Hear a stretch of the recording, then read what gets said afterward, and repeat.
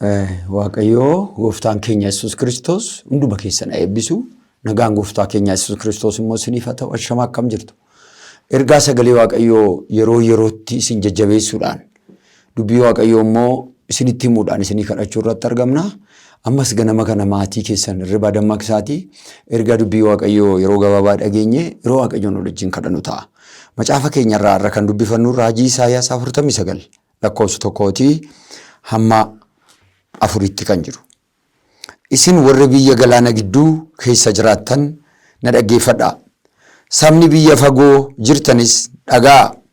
Garaa haadha koo keessa utuun jiru Waaqayyo na waame. Utuun hin dhalatinis maqaa na moggaase. Inni dubbii afaan koo keessa ba'u akka billaa qaramaa in godhe. Gadis harka isaatiinis na golbobee jedha. Gaaddisi harka isaatiin kan isa golbobe Waaqayyoodha. Jecha kana kan jedhu Isaayyaas. Kutaa kanarraa yoo argitanii garbichi Waaqayyoo Israa'elii fi saba lafarraatii fi ifa ta'uusaa. Garbichi Waaqayyoo ifa ta'uusaa kan ittiin mul'isu isin warri biyya galaana gidduu keessa jiraattan na dhaggeeffadhaa jedha Waaqayyoota. Sabni biyya fagoo jirtanis dhagaa. Garaa haadha koo keessa utuun jiru Waaqayyo na waame. Waamichi nama Waaqayyoo yookiin warra tajaajilaa ta'anii yookiin amantootaa garaa haadha keenyaa keessatu jiruti Waaqayyo kan inni waamu. Waamicha lafarra gad dhufnee miti. Siluma Waaqayyo si beeka. Amma nama tokko yoo argitan na beeka Waaqayyo nu beeka. Eeyyatti nu beeka. Bishaan taanee maayitsanii garaa haadha keenyaa keessatu jiru Waaqayyo nu beeka. Kutaa kana yoo argitan isa kan inni kaasu. Ermiyaas boqonnaa tokkorra odattanis Ermiyaasiin Waaqayyo raajii akka taatu si filadhee raajii akka taatu immoo har'a miti kana si filadhee gadameessa haadha kee keessatti jirtuuti kana si filadhee jedha. Obboloota koo maal akka taanu eessa akka dhannu maal akka hojjennu Waaqayyo durumaa nu beeka. Naggaadee akka taatan luba waldaa akka taatan paastarii akka taatan raajii akka taatan tajaajilaa guddaa akka taatan waa tokko akka taatan waan guddaa tokko bira akka geessan hoggansa biyyaa akka taatan Waaqayyo kana dura fixe waa'ee keenya beeka. Maaloo isaa maal ta'uu keenya beeka Waaqayyo. Waaqayyo lafaa kaasee nuun eegawuun akka nurra jiru maal ta'uun akka nurra jiru nu beeka Waaqayyo. Na beeka ammanaan jedhu namni baay'een rakkina isaanii iji wal madaalchisu Waaqayyo na beekaadhu. Qorumsa isaanirra jiru iji wal madaalchisu Waaqayyo na beekaadhu. Lola sana iji wal madaalchisu Waaqayyo na beekaadhu. Baay'ee jiru namni baay'een amma Waaqayyo dhuguma na beekaa. Jireenya koo kana dhuguma beekaa. Gadi ba'uu koo ol galuu koo Waaqayyo dhuguma beekaadhu. Waaqayyo nu beeka. Utuu nun beeku ta'e Waaqayyo hafuura nu kaa'ee gadi baafannee oksiijinii fudhachuuf gadi baasuun iyyuu baay'ee nu rakkisa ture. Waaqayyo waan nu beekuuf tirritaan hundee keenyaa hojjetee coggaarraan keenya hojjetee mi'i garaa keenya hundi hojjetee harrabi keenya dubbachuu danda'e iji keenya laaluuf gurri keenya dhaga'uu danda'e. Nu beeka Waaqayyo. Waan goonu hundumaa keessatti si beeka. Na beeka hin jedhin kana duwwaa jedhee dhiisa miti. Lakkoofsa garma gadiiti. Sabni biyya lafarra jirtan na dhagaa jedheetu garaa haadha koo keessattuu hin jiru Waaqayyo na waame. Utuun hin dhalatinis maqaa na moggaase jedha. Hin dhalanne ani Waaqayyo maqaa na moggaase. Utuun hin dhalatin maal akkan ta'u eessa akkan ga'u Waaqayyo gargar baasee anaan na beekee jedha. Lakkoofsa 2. Inni dubbii afaan koo keessa ba'u akka billaa qaramaan in godhe. Gadis gaaddisa harka taatiinis immoo na golboobee jedha. Dubbii afaan nama Waaqayyo kan billaa qaramaa godhu. Namoonni baay'een yeroo baay'ee harka isaanii afaan isaanii irra kaa'anii kadhatu. Yoo gadi ba'an hin kadhatu. Hadda naa kenni jedhu Waaqayyooni. Waaqayyo akka adda kennuuf beeku. Dubbii afaan isaanii immoo Waaqayyo billaa qaramaa akka godhu hin kadhatu. Dubbii koo billaa qaramaa godhe Waaqayyo jedha. Seefii isa waa muru caala Waaqayyo dubbii afaan kooti mi'eessee jedha. Dubbii afaan keenyaa kan mi'eessu eenyu? Waaqayyo. Yeroo hundumaa maal jennee gaafanna Waaqayyoon dubbii koo mi'eessi. Nama fuulduratti afaan koo naa mi'eessi. Akka namni dubbii koo dhaggeeffatu naa godhi jenna. Yeroo baay'ee namoonni kadhatanii qophaa'anii Waaqayyo fuula duratti jilbeenfatanii waamanii wajjinaa isaanii ergaan afaan isaanii isaanii mi'aa. Ergaan afaan keenyaa kan inni nu mi'aa'uu isaa barbaanna yoo ta'e Waaqayyo wajjinaa isa'u nurra jira. Kadhachuutu nurra jira. Wajjin dubbachuutu nurra jira. Hadda naa kenni jechuutu nurra jira. Ija koo dibi, harka koo dibi, harraba koo dibi jechuutu nurra jira. Dubbii afaan kooti Waaqayyotu naa mi'eesse jedha. afaan namaa kan mi'eessu afaan namaa immoo billaa qaramaa godhee yeroo baay'ee dubbii afaan kee irraa tunni lafa hin bu'iin kana jetti geddaruu danda'u Waaqayyoodha. Kana duwwaa jedhee innisu akka billaa qaramaa godhe jedheetu gaaddisa harka isaatiinis na golbobee jedha. Akka xiyya qaramaa immoo na godhee jedha. Gaaddisa harka Waaqayyoo. Waaqayyo yeroo hundumaa ba'uuf galuu keenya duukaa jira. Akka inni isin eeguuf hin kadhattu. Akka inni boba'aa isaa jala si kaa'atu hin kadhattaa. Akka inni gaaddisa isaa immoo sirra qabu harka isaa sirra qabu hin kadhattaa. Gadi ba'uu keef ol galuu kee Waaqayyo akka eeguuf yeroo baay'ee itti himattaa Waaqayyootti. Na eegi na gargaari na tiksi hin jettaa Waaqayyoodhaan. Jireenya kee tiksuuf eeguu irratti Waaqayyo akka harka isaa ol kaasuuf itti himattee beektaa. Egaa akkasi yeroon gadi ba'u yeroon ol galu gaaddisa harka keedha Waaqayyoodhaan. Gaaddisa harka Waaqayyo. Namoonni Waaqayyo kan isaan gadi ba'an kan isaan ol galan gaaddisa harka Waaqayyooti. Kana duwwaa miti. Akka billaa qaramaa na godhe. Mannee isaa keessa na suuqqate jedha. Mannee isaa keessa na suuqqate jedha. Kun eegumsa Waaqayyooti. Mannee isaa keessa na suuqqate Waaqayyo jechuun bobaasaa jala na kaatee immoo mannee isaa keessa na suuqqate jedha. Nagara Affaar kana akkasirra gadi biyya Walloo dhaqxan gara Affaar deemtan meeshaa magga'u hidhannoo cuuphee magga'uuti guddiitti hidhatanii deemu.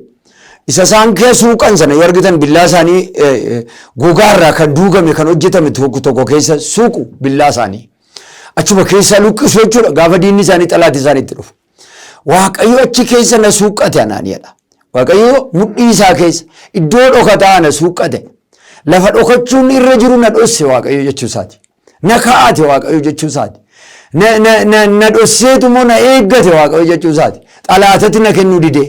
Diinatti na dabarsee na laachuu didee. Warra na lolanitti na kennuu didee. Na ajjeesu warra barbaadanitti na kennuu didee na suuqqate jedha. Waaqayyo nama suuqqata. Nama dhoffata. Nama tikfata. Nama geggeeffata. Bobaa harka isaa jala nama kaa'ata. Waaqayyo gaaddisa harka isaa namarra qaba. Waaqayyo yeroo hundumaa gadi ba'uuf ol galuu namaa keessatti eegumsa namaa godha. Isa kana nu hubachiisuu barbaadee dubbata abbaan ergaa kana. Kana duwwaa miti inni shanaffaan siin ulfina nan argadhe naan jedhe. Ani siinan ulfina argadhe naan jedhe. Waaqayyo lafa deemnu lafa teenyutti obboloota koo ulfina nuun argatee beekaa. Waa Waaqayyoon ulfeessuun hojjennaa naaf isin. Waa Waaqayyoon kabachiisu hin dubbannaa. Waa Waaqayyoof ulfina laatu hin dubbannaa. Waa Waaqayyoon jaallachiisu hin dubbannaa. Waa Waaqayyoon immoo ulfina laachisu arraba keenyarraa, haasaa keenyarraa, deemsa keenyarraa waa Waaqayyoon kabaju hin goonaa. Waaqayyo jedheetu ergaa kana dubbata. Ani siinan ulfina argadhe naan jedhe jedha. Ani siinan ulfina argadhe naan jedhe. Waaqayyo namaan ulfina argata. Siin ulfina argata, isaan ulfina argata. Waaqayyo namaan kan inni ulfina argatu yoo jiraate ulfinni kan Waaqayyo gochaa nu goonu irratti Waaqayyo ulfina argata. Waaqayyo bara waggaa gabaabaatti nama baay'eedhaan salphataa jira. Maqaa isaa tarrabsama maqaa nama baay'eef, maqaa raajota baay'eef, maqaa luboota baay'eef, maqaa tajaajiltoota baay'eef, maqaa geggeessitoota waldaa kiristaanaa baay'eef, maqaa koof, maqaa namoota baay'eef maqaa Waaqayyo baay'ee abaaramaa jira. Maaliif jettan namoonni nama laalanii Waaqayyoon abaaru. Namoonni nama laalanii Waaqayyoon jibbu. Namoonni nama laalanii waaqeffannaa jibbu. Namoonni nama laalanii booddee deebi'u nama ni ilaalinaa. Namarra uumaan jiru namni dogongoraadha. Namoota ni ilaalu namoonni nama ni ilaalinaa. Namarra ijaan kaatinaa. Isheenoo innoo hin jedhinaa. Yoo isheen sirroofte duwwaadhaati kanatti sirraa'uu dandeessu. Yoo isheen qajeelte duwwaadhaati kanatti qajeeltu. Hin ilaalinaa nama. Namni hundumaa dogongorsaadha. Jireenya nama mana namaa kan dogongorsu nama. Kanaafuu ani siinan ulfina argadhe jedha. Meeqan keenya lafa teenyutti lafa kaanutti kan ulfina Waaqayyoof laalu. Nami ilaalee nu ilaalee kan gara Waaqayyootti deebi'e. Nami nu ilaalee kan Waaqayyoon amane. Nami nu ilaalee kan gara Waaqayyootti deebi'e. Nami nu ilaalee deemsa keenya ilaalee, haasaa keenya ilaalee, afaan keenya ilaalee, gochaa keenya ilaalee, deddeebii keenya ilaalee kan Gooftaatti deebi'e nama meeqa. Waaqeffannaan waaqeffannu ilaalee kan Gooftaa amane nama meeqa. Jireenya hin jiraannu maatii keenya ajjinii ilaalee nama meeqatu gara Gooftaa dhufe. Baay'ee nama yoo argitan namoota laalanii dogongoru. Namoota laalanii gufatu. Namoota laalanii booddee deebi'u. Namoota laalanii Gooftaa jibbu. Namoota laalanii Gooftaa duukaa jiraachuu dhiisu. Isa kanaafit iddoo kanatti akka'edha. Ani siinan ulfina argadhe jedha. Waaqayyo nuun ulfina argata. Adeemsa keenyaan. karoora keenyaan deddeebii keenyaan hojii hojjennuun waaqayyo ulfina argata gatii ta'eef waan waaqayyoon ulfeessu waan waaqayyoon kabaju waan waaqayyoon jaallachiisu hojjedha obboloota koo hin galateeffanna. Araara keef gochaa keessa guddaa si galateeffanna. Gaarii isa gooteef guddaa oraa laafaa kan saataa laabashiyaa. Haaleluyyaa harka ishee qabdee gaarummaan akka geggeessitu. Ayyaana keessa guddaan gargaarsa keen jireenya obboleessa koo jireenya obboleettii koo duukaa akka taatu. Hidhaa nama baay'ee lolaaf wallaansoo nama baay'ee akka irraa cabsitu. Gooftaa keenya gargaarsa guddaa akka isaan gargaartu dabarsin harka keetti kenna. Ayyaana hunda keenyaaf akka baay'iftu dabarsin harka keetti kenna.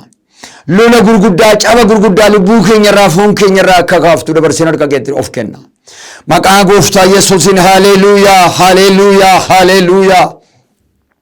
Biyya keenya harkaan qabi, lafa keenya harkaan qabi. Itoophiyaa irratti harka kee ol kaasi, Oromiyaa irratti harka kee ol kaasi, sabaaf sablammii irratti harka keenya ol kaasi, harka kee ol kaasi. Balaa hamaa lafa keenya irraa biyya keenya irraa cabsi, qoromsa biyya keenya irraa cabsi, dhiphina biyya keenya qabatee jiru diigi. Yaa Waaqayyo gooftaa nu gargaari. Jireenya keenya namoota kannaa kana dhaggeeffatan lafa isaan jiranitti isaan eebbisi. Hidhaa mana isaanii hidhaa jireenya isaanii irraa hiiki ati. Siin ta'anii siin galuu akka danda'aniif ayyaana kee isaanii baay'isan. Waan isaan qoru waan isaan dhiphisu baay'ee isaan irraa cabsi. Yaa gooftaa si haa galatu, yaa gooftaa si haa galatu. Gargaarsa guddaaf jaalala keef si haa galatu. Yaa gooftaa ayyaana nuu baay'ifte hunduma isaaf si haa galatu. Hidhaa hunduma keenya irraa hiitteef si haa galatu. Boojuu nuu deebifteef si haa galatu. Lola nurraa cabsiteef si haa galatu.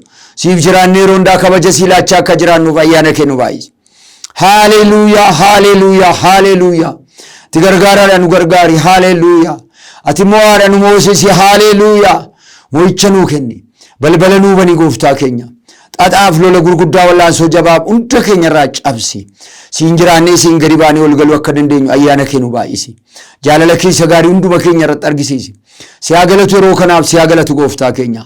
Balbala haaraa, eebba haaraa, ulfina haaraa, kabaja haaraa, geggeessaa haaraa hunduma keenya irratti argisiisi. Siif taanee yeroo hundaa warra ulfina sii laatu nu godhi. Biyya keenya biyya eebbaa, biyya eebbifamaa, biyya nagaa qabu godhi. Waldaa keenya dabarsinee sitti laanna. Waldaa kiristaanaa Itoophiyaa gargaari. Tajaajiltoota keenya gargaari. Paasteroota gargaari, raajota gargaari. Faarfattoota gargaari, daldaltoota gargaari. Hojjetanii gadi ba'anii wal galuu warra danda'an hunda gargaari. Saba kee irratti harka kee bal'isi. Barattoota gargaari. Hundumaa saba kee gargaartee yeroo hundaa ulfinaaf ati godhi. Maqaa ilma Yesuus Kiristoos gooftaadha jedhiitii. Ameen. Harka keessaniif garaa keessan gara Waaqayyootti ol fudhadhaatii eebbasaa fudhadhaa. Waaqayyo sinaa eebbisuu sinaa eegu. Waaqayyo fuula isaa isiniif ibsuu isinitti araaramu. Waaqayyo fuula isaa gara keessanitti adeebisuu nagaa isaa hunduma keessaniif haa kennu. Maqaa Abbaatti kan Ilmaatti kan Hafuura Qulqulluuttis Waaqayyoon keenya tokko. Ameen. Gooftaan koo sinaa eebbisu.